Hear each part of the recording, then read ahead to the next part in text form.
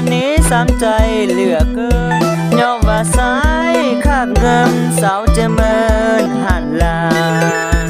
ปล่อยให้ผู้เบานี้ตอนหลังนั้นดาวันนี้แฟนสายให้นาไปเพื่อนพาหนุ่มเศรษฐีผ่ามานั้นเขาฮักกันวันซื่นแต่ต้องมาคนคืนนอกเพิ่งเงินมือคนมีบ่น่าจะหล่อไอ้เลยนะแม่คนดีหัวใจใส่มาปมปีพระธาตุเสียทีแล้วหนุ่มผู้ไทย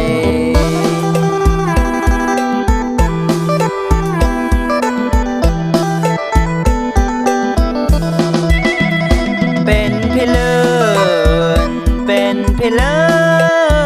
ศเป็นพี่เลิศสาวเป็นเพอจือเรื่องใด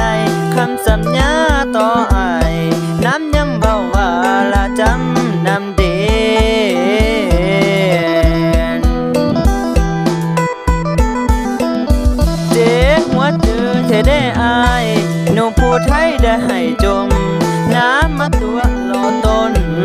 ผู้ไทยลมเม่นลมเจอผู้ไทยลมเม่นลมเจอเด่นนอ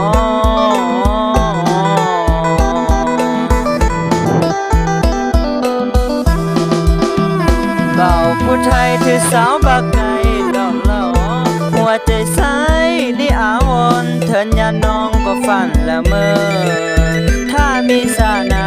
ขอผู้ขาอย่าได้เจอมาปวดหัวใจไหลเด้ออย่าพบอย่าเจอเดี๋ยวคนไหล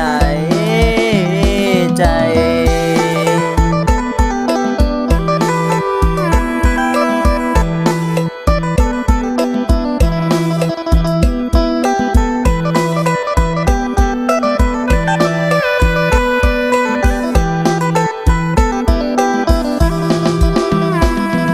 พี่เลิ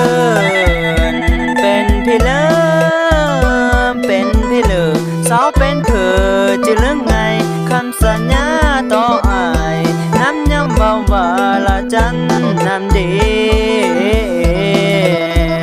นเจ๊หัวเจอเธอได้อายหนุ่มผู้ไทยได้ให้จมน้ำมาตัวรอต้นผู้ไทยลมเม่นลมเจอผู้ไทยลมเม่นลมเจอเด่นอ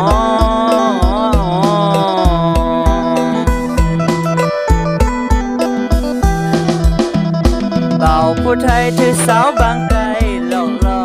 หัวใจใสนี่อาวรเถินยำน้องก็ฝันละเมอถ้ามีสานาขอผู้ขาอย่าได้เจออย่ามาปวดหัวใจไหลเด้ออย่าพบอย่าเจอเดี๋ยวคนไหลใจ